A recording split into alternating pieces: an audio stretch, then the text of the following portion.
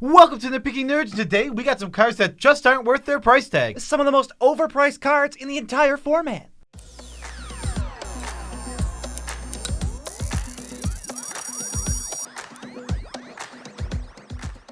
I'm your host, Joe Cherries. I'm your host, Beezy, and that makes us the Nitpicking Nerds Daily Commander videos. If you want to watch daily Commander videos, all you gotta do is hit the little boop subscribe button, and then we'll be one of the people you're subscribed to. How about that? Yeah, and you'll get videos suggested to you from us, because that's how subscriptions work. If you want to go a little further in supporting us beyond the subscription button, you can head over to patreon.com. Click this link right here. It's floating magically, and I can't quite touch it, but it's there. And you go to that website, you give us money directly, and we go, hey, thanks. That was really nice of you. Two other links you can use if you want to support yourself and us at the same time for no additional money on your part. You can go to TCG Player affiliate link, buy the cards you were going to buy anyway, and then when you check out, boom, we get some money. Or Dragon Shield, the best sleeves in the multiverse. Good sleeves. EU and US links. Buy those, we get a kickback on the order. Same dealio. And as our final little shout out, happy birthday to everyone whose birthday it is today. Yes. Happy birthday to everyone whose birthday it is and everyone whose pet's birthday are today. Let's get into this video. We have 10 cards that are just some of the most overpriced cards in both, well, mostly Commander. These, I don't know why you would buy these for any format, essentially, because we left off things like Ragavan. Ragavan's one of the most overpriced cards, period. Yes, but it is modern playable. It's very good in modern, and we get that. These cards, I don't know where you're playing them because they don't have homes anywhere. Yeah, and we got a lot more of these, so if you want to see more parts, I would be happy to make them. But we're also excluding reserveless cards for the most part because the reason they're expensive and overpriced is because they're so scarce, literally no one can get them. Yeah, we're also, we might talk about some cards from like Portal 3 Kingdoms, but there's a lot of cards in Portal 3 Kingdoms that are just worth a lot of money because they have not been reprinted. So let's hop right into this. We're going in Wooburg order and call us at the end. So Wooburg in this case. So we'll start with Brimaz, King of, what is it, Orasco? Orascos. He is currently $17. One white for a 3/4. When he attacks, you get a Vigilance Cat attacking with him. And when he blocks, you get a Vigilance Cat blocking with him. Wow. This card is not good in Commander. 17, huh? $17 isn't even close. Something I want to say about this is you want to compare this to a really good card.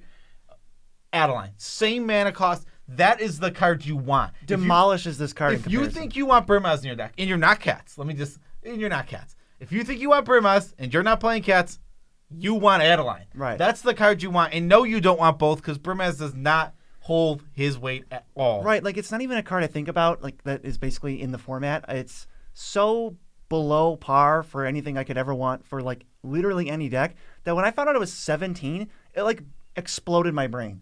I'm just like, I don't think this card's worth it at all for free. You could just give me one and I wouldn't play it. This is the card that I would do on a budget. It's like if I was building a budget like, White Weenies attack deck. All right, this works really well for $1. So does Adeline. $17? I mean, Adeline's $5. She's $5. Wow. She is. She's up there. Poor baby. That's a really good card.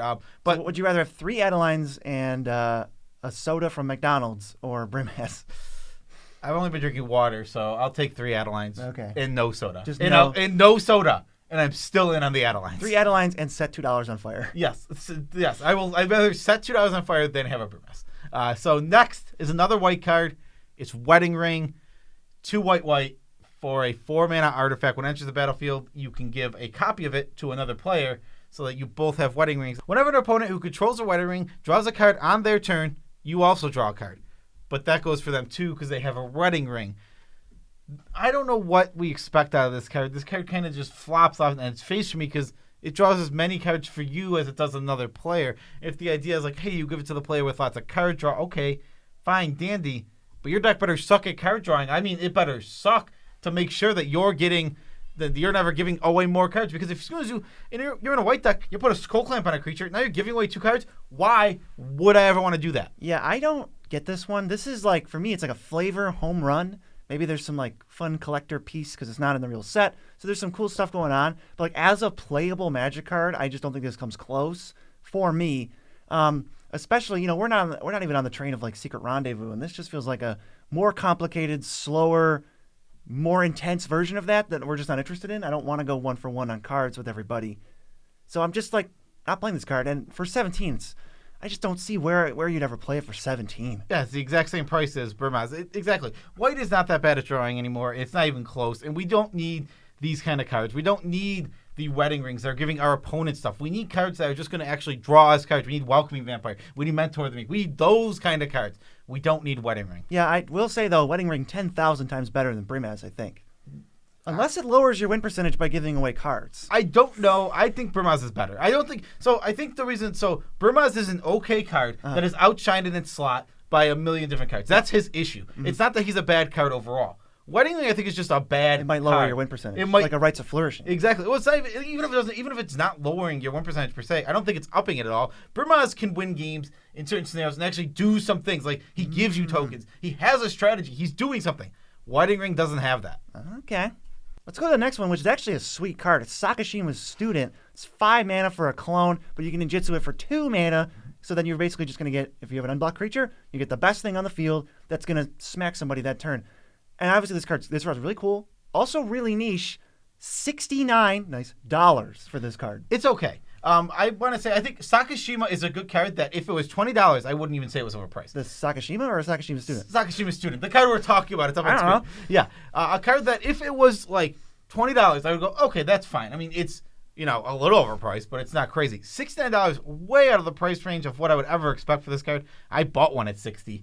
Poor sap. Yeah, I was a poor sap because I put a lot of magic in the money, or magic in the money. No, money in the magic is what I do, and I didn't mind buying this, but it's really not worth $69. It's not improving any deck close to that amount. Is it fun? Yes. Is it good? Yeah, it's pretty good. Is it $69 good? No, it's not even remotely close. Right, like this is a card I would, even if I had a Ninjas deck and I was on any sort of budget at all. Most players are on some kind of budget, right? You're not just gonna go, let's say if you don't have like OG duels in your deck, you're probably on some kind of budget. So like those decks, which is like 90% or whatever of commander decks, I'm just not gonna spend $70 on this card. I'm gonna go, okay, that's on the wish list. I'll wait for it to get reprinted and go down to like $15 or something. Yeah, exactly. Sakushima's Student is, again, like I said, good card. This one's sweet, yeah. As opposed to the other two, this one's sweet. Yeah, this is a card that if you have, I would be actively putting in decks. Like Burmaz and Wedding Ring, I'm not putting in the decks. Sakushima's Student, if you have the deck, I mean, it's niche, like you said, but if you have the right deck, it's going in there, and I would put it in. But holy crap, is it overpriced? Oh, so much.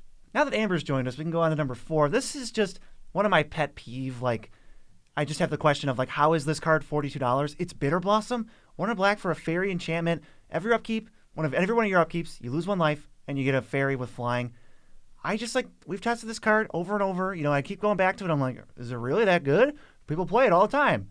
No, it just kind of, stinks. Thank you. It just is not very good. Yeah, it used to be a Modern card. People, when it got banned in Modern, people were like, all right, let's try this. And that never did anything. And it doesn't really see Modern play anymore, especially since Modern Horizons 1 and 2 have launched. And now we're sitting here with a card that sees play nowhere, essentially. Literally. It is good I think it's good in 0 formats in Magic. Yeah, and I am not interested in Commander. I have a running gag whenever I see a play to, pick on my friend for it. Over the top, be ridiculous about it. And but as silly and over the top as I am being, is as bad as this card performs over and over and over again. It really does. It never shows me anything. It never does anything. This is a card that, again, on a budget, I'll take it. Dreadhorde Invasion. Right. Budget card. Okay, super fine for a budget.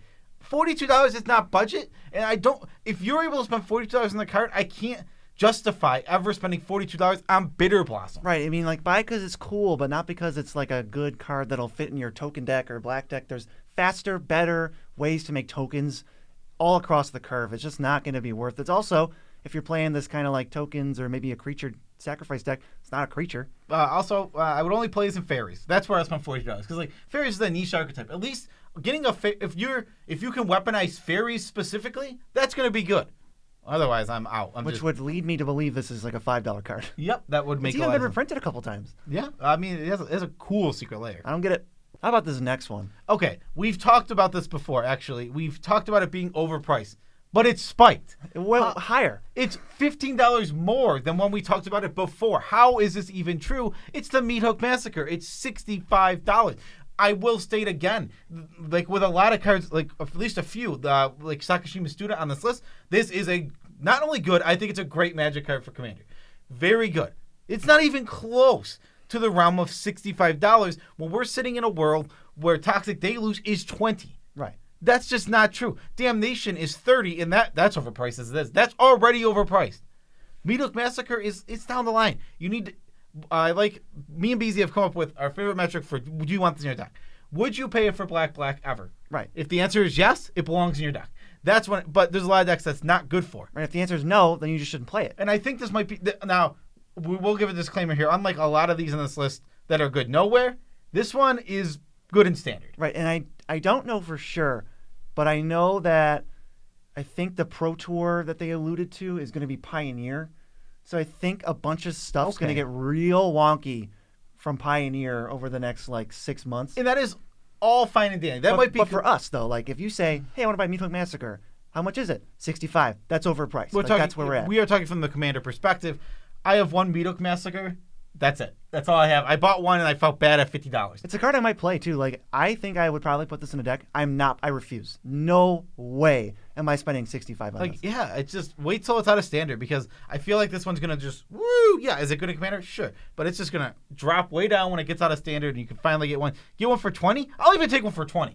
It's not even like you're missing that much. It's not this irreplaceable thing. It's it's Zulaport Cutthroat with an alternate mode. Yeah, I mean it's pretty good. It's a pretty good card. It's not one of the best cards in the format. Exactly. I'm willing to say it's a great card. $65 is I can buy so much for $65. Dude, you could buy 4 Brimazes. I could build a whole deck. Yeah, you could. I could just build a whole deck for $65 easily. That is so true, and that makes me hate it even more. Yeah.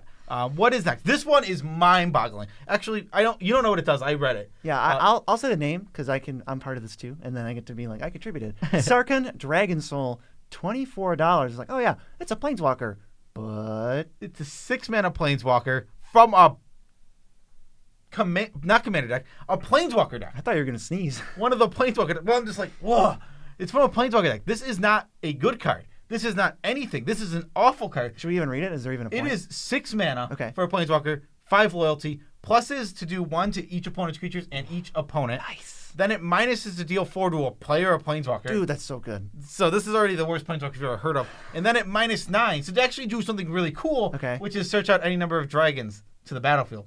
Super cool ult. The juice is not worth the squeeze, perhaps? This is awful. It's suspend 4 on a good card that you're never ever going to get. I don't even know if this will go off 1% of the time. I mean, I honestly do not know why this card is $24. What do you have to do? You have to be doubling season, red-green dragons, but also Planeswalkers because I'm doubling seasoning. I don't know. Is it a scarcity thing? I don't think so. I thought they just kind of puked these things out for nonstop for a year. Maybe nobody bought them. I really don't know what Sarkon Dragon Soul is doing at $24 whatsoever. It is just what? Mind-boggling. Just I don't get it at all. I hope it's scarcity because if people are playing this at Commander, no, don't. I would be surprised if 5 people watching this video played this card. So let me know if you play it. Do your part and comment so then I can see who actually plays it. Up next is probably the best and strongest card on this list. It's Argothian Enchantress. Enchantresses are sick. That whole deck is just the biggest, satisfying, wheel-spinny deck that I've ever played. I love it. But this one is $61. And it's an Enchantress, and the extra little layer of text it has, A, it's a mana cheaper, and B, it has Shroud. So it's probably the best Enchantress. It's very, very good. But $61 is so much, especially when you can say, oh, what else could I play instead? How about one of the other 8 Enchantresses you can't fit into your deck because there's so many, just pay 1 more mana. Yeah, exactly. Argothian Enchantress, like you said, it's probably the most powerful, maybe even the best Enchantress. Regardless of all of that, it just comes down to, wait, $61 as opposed to 3? As opposed to 3, as opposed to 2, as opposed to maybe there's some of them are $1, right. Satyr Enchanter or whatever his name is. That card is super cheap. There's a bajillion of these just all over the place. This effect is not unique. This is just the best version of it. I'm a sad soul who bought this for $60 because I fully go out of my decks. Usually I spend, other than duels and reserve list cards, I'm going in for a deck. If I building Enchantress, I would feel weird not getting Argothian Enchantress. It would make me go, no, I can't do it. No, it just hurts. This might be splitting hairs too, but you know what? Eidolon of Blossoms might even be better. Possibly, but yeah. Who knows? Neither here nor there. That one's also very cheap. It's $1. Yeah, exactly. So get that first, I guess. Let's go to the next one. We had to get this for the Commander Cube, and it is a very fun card. So I'll give this card fun points all day long. But Arachnogenesis, 2 and a green, fog, but for each attacking creature, you get a spider, and those spiders are not fogged. But this card is $30, $29. This is really bad ink shield. Which is already like poop. Yeah. And that card is like, what, 5 cents? Yeah, Ink Shield is like $1, I think. I like Ink Shield, and I think it's fine. Is it great? No. Is it good? Yeah. Interesting. Interesting. Arachnogenesis counts how many creatures are attacking you. Unless it's specifically a go wide deck, you're not getting enough. Fog is awful. We already know. Fog for 1 mana is an absolutely terrible, horrendous card that we're never playing. Right. And Getting it's like 2, one-sided. 3, 4 spiders is not going to be good enough. So you have to go, okay, if this is going to give me like 10 spiders, it's worth it. It's never going to do that. How often you get attacked by 10 creatures? It's very rare. You have to have the other. This is a card that relies on the other decks of the table. Yeah. It's like, how can you do that? It's like they have to be attacking me with a bunch of doofuses. Maybe for a lot. If it's for a little, then it doesn't really do anything because you're not being attacked for that much. Just do something else. I don't get this one. In Spider Tribal, though, must have. Obviously. Must have card. I mean, it counts all your spiders. So maybe you could that's where we're at. A deck I could see you playing this in potentially is like Grismold, where you're giving out tons of things. And then they're going to come at you? That could maybe potentially attack you. That could be a reason. It's not like it doesn't have homes, but I can't even. This is a $2 card. I can't even goof around with this card because it's $30. Exactly. It's a $2 card. It's a card I'm going to put in like no decks. I would pick it up on a budget. Again, there's so many of these cards, like maybe on a budget that'd be good, but none of these are budget at all. Yeah, like Obscuring Haze. Go get Obscuring Haze if you want a one-sided fog. At least it's like, we spiked it for a second, but I think it's like $350. Up next, we have Mox Amber. Not the cat left the room, but rather the card on the screen right now. 0 mana for an artifact. It taps for any color among legendary planeswalkers or legendary creatures you control. Card is fine, and some decks really want it. But those are few and far between, to the point that I'm just like, I can't afford a full legendary deck. You're all in. Okay, obviously. Let's go. This is just a Moxen. I mean, obviously, Moxen is amazing if you can always have it turned on. Not every deck can have this turned on, and I think people fall into the trap of, well, my commander's a legend, but if your commander costs 4 mana or more, I would say you don't want to have this in your deck, because if it gets removed once, then you might just be turned off. It's, again, a card that has a lot of homes, but like $42 is just such a large amount to put out for this. Yeah, $42 for this one. The problem with this card is it works with every commander, obviously, but it never can ramp out your commander unless you're already in a deck that would play it regardless of your commander being real or not existing. So I don't think this is like a highly played card. It just can't be. A lot of decks want it because it's a 0 mana artifact. That's cool. They don't even care if it taps for mana, like, the Joy Rose of the world. That's fine. Just $42 is like a ton, Chrome Mox is another one that crept up there where that card is like proves itself more, I think. Well, that always taps for mana. I mean, the two for ones to get yourself mana consistently over turns is proven to be very good. Right. I think it's better than this. Some of the fast mana like Mana Vault's probably better. This is just kind of in a weird tier of like, hey, some decks this is great in. If your commander's 1 mana, rock and roll. Otherwise, meh. But $42 is not a card that I go, oh, get in my deck. It's okay. Whoo, can't wait to play it. I build commander decks all the time. Yeah. Like, I am consistently building commander decks. Out of my 8 decks, I don't think this belongs in one because, like I said, I spend the money on even the overpriced cards that I wouldn't just buying. I usually end up buying them because I will just get whatever cards I think will make my deck the way I want it to be. But Mox Amber's never in that for you. And I'm 8 decks deep. I have 8 decks currently constructed, and not one of them has Mox Amber. How many decks have the two of us built in our career? Because I don't think we've ever played it. It's probably like played it in one. 35 decks. You played it in one. So 1 in 35. There you go. That's your Nitpicking Nerds free pass. Yeah, it was, what was it? Mono Blue. Mono Blue? Yeah. Emery. It was an Emery deck, which obviously it fits an Emery extremely well. All right. Last, but certainly not least. One of the memes of the channel. One of the cards that we dislike the most. It's Blight Steel Colossus at $78. $78 is a lot of money for this card. It is an 11 mana artifact. It's an 11/11. And it has Infect and Trample. And it's indestructible. And it gets shuffled into your library instead of you go into your graveyard. So one of the best things you could do with this, reanimation, is out of the question. Right, unless you're trying to do like Goryo's Vengeance. Nope, but can't even do that. Like you have to find Shallow Grave. Doesn't work. Never goes to the It graveyard. has to be an instant, right? Oh, it can't go. It is a replacement effect. Oh, it's like Nexus of Fate. It cannot go. Yes. So you can't reanimate it. Tinker's banned. You can't cheat it out for like any respectable mana cost. Playing this for 11, I think, is a joke. There's no way that this card is worth 11 mana.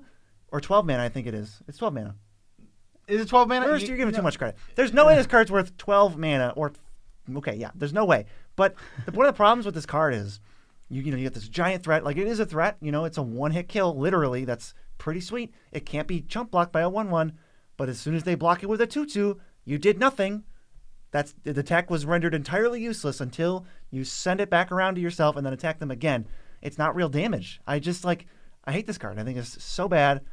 Almost everywhere. I can't imagine ever playing this. I just hate it. It's so overcosted. It's just 12, like you said, 12 mana. It's just there are some decks that can cheat this in play, and those decks do want this. Those decks exist. I mean, those like are your Satoru Umezawa. You know what? I will now quell all the Satoru Umezawa comments because that is a different animal entirely. I mean, yeah, but there is commanders that go, hey, this is actually one of my cards. $78 is just the price tag is absurd for this card that is niche. I think it's just a niche card. You don't want this in most of your decks. This is not a card I'm throwing everywhere. It's just not that good. It is the biggest. I know Dice removal is an argument, but it is the biggest target for any Swords to Plowshare, any exile effect. The first thing it's hitting is the Blightsteel Colossus. I mean, it literally costs 12 mana, and it literally says one-shot kill. It doesn't even fly under the radar. It's like, oh yeah, I'm here being a little very strong. It's like very loud and obvious and not even good. So it's just really this weird confluence of things that like almost no other card can even match just because of how weird and like not good. If my friend asked me, they're like, hey, Blightsteel Colossus, should I buy one for like $10? If it was $10, I would be like, it's kind of a risk because it's probably going to be bad. Yeah, when you see the deck, because probably going to say no. What deck? Yeah, you playing Rakdos? Yeah, maybe. For $10, I'd be in on that. The 78? No. I honestly wouldn't buy this for any deck right now. Like, I don't think there is a deck in existence that I would construct where I would play this and be happy with it for $78. Yeah, big stinky on this one. I mean, like I said, I buy the overpriced cards. I bought Argothian Enchantress. At least I can go, hey, this card, at least I know it's actually one of the best at what it does. You're paying for some efficiency. I'm paying for a strong effect. Same thing with Meathook Massacre. Paying for a strong effect. Sakushima's Tuna. Paying for a strong effect. Overpaying by a mile, but I'm paying for a strong effect. Blightsteel Colossus, you're paying for an okay effect. You're paying for some cool artwork. Yeah, that is about all you're getting. Proxy Blightsteel, and then it'll like ruin its own chances of being put in your deck because you'll proxy it, draw it 3 times. It'll gum up your opening hand. You'll just be like, huh. Card kind of stinks. All right, but that is our video. Special shout outs to every single one of our patrons. Love you as much as we can without making you uncomfortable. Thank you guys for the direct support via Patreon. We cannot express how much we appreciate it. Except with what we just said. No, also, I can't express it. TCG player, you can go to the link in the description. You can buy the cards that you were going to buy anyway. We all have to repeatedly to build these super awesome decks that don't have these cards in it. Don't buy these cards. Then, when you don't buy them and buy something else, we get a kickback on the order, and you'll be realizing, my wallet is 10 pounds lighter because I didn't buy any of these cards. Yeah, but we have to start making TCG player links that link to the cards. So we'll have to link you. We'll have to link to these cards? We'll link them to all these cards so they can buy them. If you want to buy them and feel bad about it, you can definitely... We're not going to stop you. There'll be a link in the description for you guys. I mean, let's do it. Also, Dragon Shield, best sleeves in the multiverse. Good sleeves. Go buy right from the source, the sleeves, the playmats that we love. We use them on Shuffle Scuffle. They sponsor the whole show because they're amazing. And you can go buy the stuff while also supporting us. Yeah, my current playmat that I'm using is the Batman playmat. The Batman. Yeah, Batman. The new movie, The Batman. The new movie, The Batman. Dragon Shield has a sweet playmat, and that's currently the one I'm using. Okay, we got to do a tidbit about our lives. Okay, this is a weird one. It's not that weird. It was a shower thought. It's just something that made me think of. Do you remember? I'm terrible with names. The Olympic performer who you're actually gonna know who she is. Who didn't do an Olympic athlete who didn't do one of the events because she was having trouble with mental health. She was all over like everything. Yes. But then she dropped out for something. For mental health. Yeah, I remember her, but I don't remember her name. Yeah. Sorry. Happy birthday. Well, what I wanted to say was I thought this in the shower. It's like something that people don't say. It's okay to quit on some things. Why can't you just quit? It's okay if you're not up to something, you can't handle something. you're allowed to give up sometimes. And like, yeah, you can't, the thing you can't give up on is life overall. You have to pursue and keep going through that. That's a whole nother tidbit. But that is a whole nother tidbit. If something is too much for you, step back. Do something else. And I think you have to take responsibility, but obviously, but you should be allowed to quit. Why would you have to do something without your own want to do it? And it's like when something is too much for you and you're not enjoying it and you don't want to do it, you can quit it. And now I know in some ways that is very much easier said than done, especially with something like a job.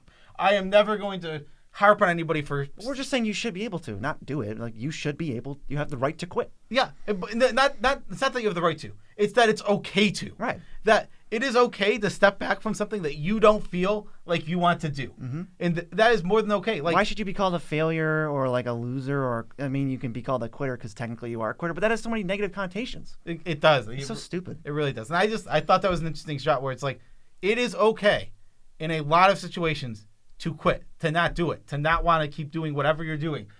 That's okay. Like that's right just okay. Like right now, we're gonna quit doing this video. Yeah. Peace out, Tribe Scouts.